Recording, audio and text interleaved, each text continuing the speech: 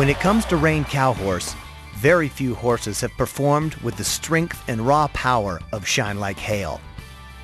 He is one of the hardest stopping and athletic horses you will find.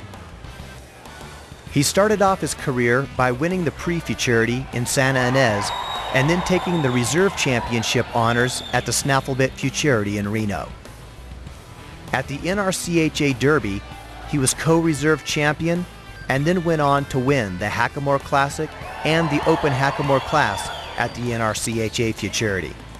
Shine Like Hail has earnings in excess of $116,000, which makes him the highest money earning offspring of Shining Spark.